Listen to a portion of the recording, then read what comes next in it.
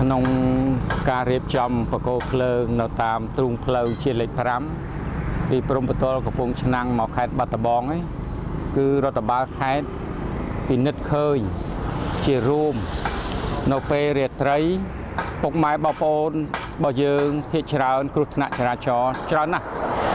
ក្នុងមួយខែអាចមានដល់15ដងទៅ16 17ដងហើយជាយើងគិតដេករនឹកថាធ្វើម៉េចដើម្បីការពារអាយុជីវិតពុកម៉ែបងប្អូនប្រជាពលរដ្ឋនឹងឲ្យបានគង់វង្សទោះជាមិន 100% គឺកាត់បន្ថយឲ្យបានច្រើនអញ្ចឹងក៏ដេកគិតខ្លួនយើងហ្នឹងគាត់ថាបើសិនតែយើងដាក់បកគូភ្លើងតាមទ្រូងផ្លូវចែកទ្រូងផ្លូវក៏ជាសញ្ញាមួយថាពេលយប់ហ្នឹងយើងឃើញខ្សែបន្ទាត់ទ្រូងផ្លូវយើងឃើញពលឺហ្នឹងមកបងប្អូនដែលបើកបរគឺមានការប្រុងប្រយ័ត្នគឺមើលឃើញអញ្ចឹងការគិតគូរនឹងរួចហើយគឺសម្រេចថាធ្វើសម្រេចទៅធ្វើក្នុងគោលបំណងរបស់យើងគឺយើងធ្វើរយៈពេលច្រើនឆ្នាំហើយធ្វើបដើគិតបដើថាទៅធ្វើម៉េចដើម្បីបានអំពូលភ្លើងបានដងបកគោភ្លើងហ្នឹងព្រោះដងហើយអំពូលនេះមិនថោកឲ្យថ្លៃដេកគិតរួចអស់ហើយគឺគិតរួចស្រេចហើយបដិញ្ញាចិត្តតាំងចិត្តថាត្រូវធ្វើឲ្យបានដាក់ផែនការចឹងរួចហើយចាប់ផ្ដើមគិតហើយយើងចាប់ផ្ដើមសិក្សាដែកយើងកំងពីកន្លែងធំតម្លៃវាធូរខុសពី20ទៅ30%ខុស20%យើងឃើញចំណេញកញ្ចប់ថវិកានឹងមួយទី1ទី2ការកែច្នៃបកគោលទាំងអស់នេះគឺយើងកែច្នៃនៅនឹងរដ្ឋបាលខេត្តទិញដែកមកហើយយកមកកែច្នៃខ្លួនយើងអាហ្នឹងក៏កាត់បន្ថយការចំណាយមួយទៀតដែរជាពីចំណុចហ្នឹងហើយអំពូលភ្លើងមុនដំបូងខ្ញុំគិតថាផែនការខ្ញុំ2027 28បានដាំឲ្យរួចតែជាជួបណាសពរស់ជនជួបអីជាលើកបញ្ហាហ្នឹងទៅច្រើនទៅចំកន្លែងមួយហ្នឹងគ្រប់ហ្មងបាទគឺខាងក្រមការងាររដ្ឋាភិបាលចុះមូលដ្ឋានខេត្តពោធិ៍សាត់ក្រមការងារអាដាមកែរតនៈអាដាមប្រាំងជលសាលោកថាបើបងធ្វើខ្ញុំជួយអំពូលសហការគ្នាខ្ញុំថាបើបានជួយអំពូលខ្ញុំមានដងខ្ញុំគិតថាមិនយូរទេយើងលែងកំណត់2027 28ឯងចាប់ដើមកំណត់ថាមុនចូលឆ្នាំខ្មែរឲ្យហើយ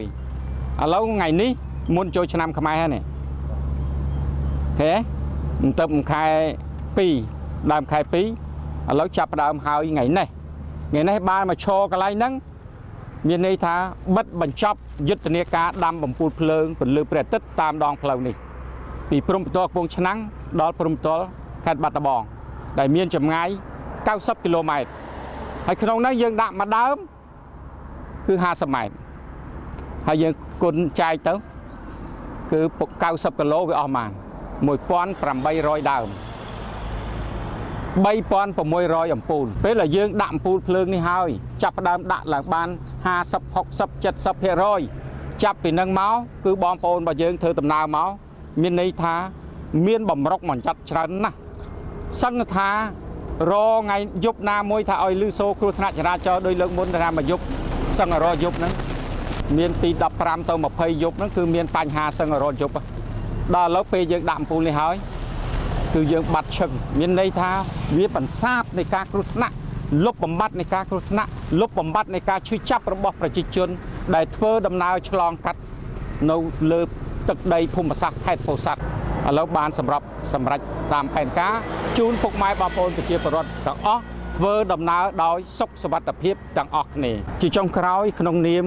អាណាព្យាបាលខេត្តខ្លួនខ្ញុំផ្ទាល់គឺសំណូមពរពុកម៉ែបងប្អូនប្រជាពលរដ្ឋទាំងក្នុងខេត្តទាំងក្រៅខេត្តទី1ក៏មក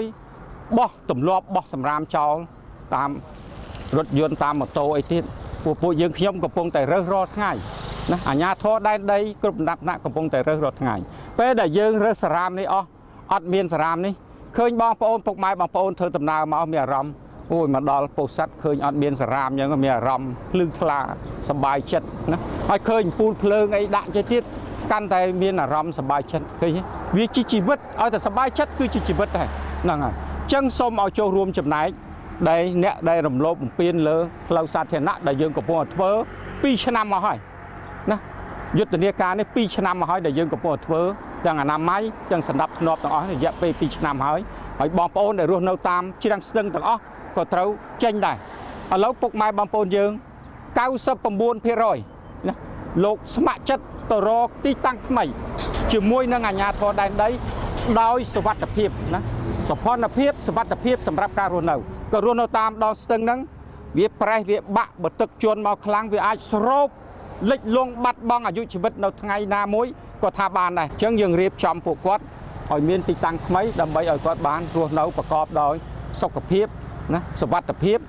និងមានសុភមង្គលក្នុងក្រុមគ្រួសារអញ្ចឹងទេសូមសំណូមពរពុកម៉ែបងប្អូនទាំងអស់ចូលមេត្តាចូលរួមទាំងអស់គ្នាដើម្បីរៀបចំខេត្តពោធិ៍សាត់យើងឲ្យបានស្អាតទាំងអស់ទូទាំងខេត្តនៅពេលខាងមុខ